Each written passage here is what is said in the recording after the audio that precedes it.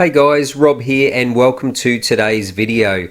Now the Ferrari 288 GTO is such an iconic car from Ferrari, and even if you don't exclusively collect Ferrari models, it's definitely a car that you want to have in your model car collection.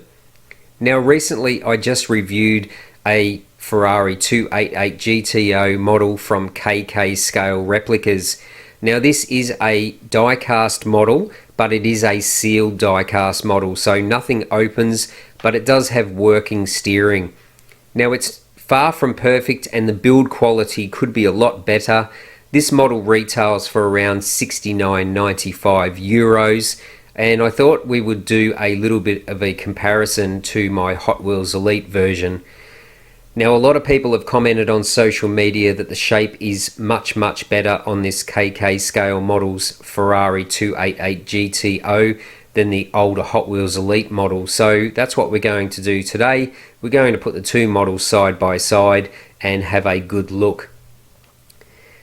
Now this is the Hot Wheels Elite version of the Ferrari 288 GTO, and bear in mind that this model is over 10 years old, but it still is the only fully opening die-cast model of the Ferrari 288 GTO, with the exception of the Burago.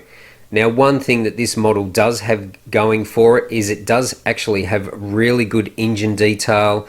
It has some detail under the front hood, and it has some detail on the undercarriage as well. Now these models range in price between a couple of $100s and many $100s. It just depends on the seller and what they are asking for these models. So today's video we're going to put these side by side and check out how accurate each one is. Now let's have a look at the front of both models together. I've put a reference picture in the center of the real car, and you can clearly see here that the KK Scale Models is more accurate than the Hot Wheels Elite version. The vents in the front hood and the front fenders are more accurate than the Hot Wheels Elite version. Also the bumper bar, front grille and front valance underneath the spotlights is more accurate. And note the vents on the fenders on the Hot Wheels Elite version actually angle up to the sides, which is not accurate. Now this is really going to show us the profile of these two models. You can clearly see that the KK Scale version has a more accurate shape than the side of the Hot Wheels Elite version. Everything from the front valance underneath the bumper bar to the gap between the front wheel and the front of the door, the air scoop running through the door, and also the rear valance under the rear bumper bar, and also the bobtail spoiler is more accurate on the KK Scale version. The wheels are also more accurate as well.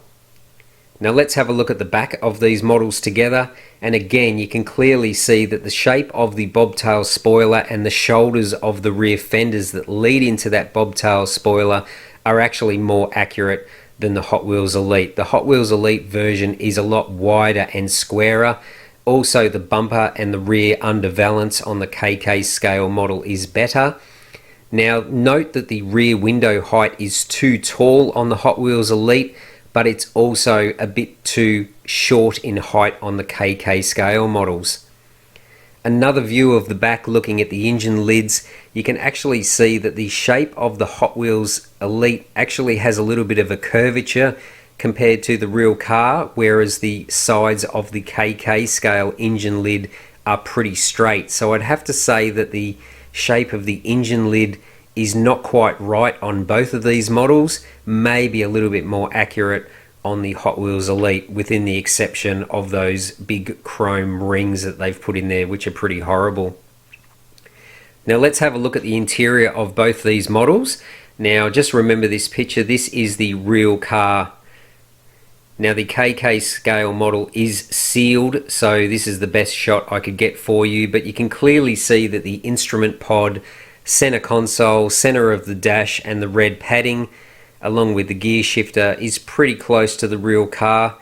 And although the interior looks very plasticky on this KK Scale model, the center console buttons look a little bit better, and the sizing of the Daytona seat pattern looks better as well. Now if you have a look at this interior of the Hot Wheels Elite, this actually looks like quite a disaster, and that big white stripe you can see underneath the steering wheel is actually light coming through the door gap, which is not too good. And looking at the Daytona seats here in the Hot Wheels Elite version, you can see that the size of the pattern is way off, and also the steering wheel and instrument pod is wrong. So the conclusion, well, we've got one die-cast model which is sealed by KK Scale, and we've got one die-cast model which is fully opening by Hot Wheels Elite. Now if you have to have a opening die-cast model, that would be the Hot Wheels Elite version, but the compromise is the shape is actually quite off, as we can now see by comparing these two models together. As I said, the one bonus with the Hot Wheels Elite version, it does actually have really good engine detail for the age of this model, and it is fully opening, including that front compartment. But the shape is just quite a fair way off compared to the KK Scale version. So it's really up to you. There is a bit of a price difference between these two models as well. But for people that want to have a more accurate model, I would say that the KK Scale model is more accurate in shape. It's just a pity that the build quality is not as good as the Hot Wheels Elite, and the pricing is quite cheap. But anyway, I hope you enjoyed today's video comparing these two models side by side.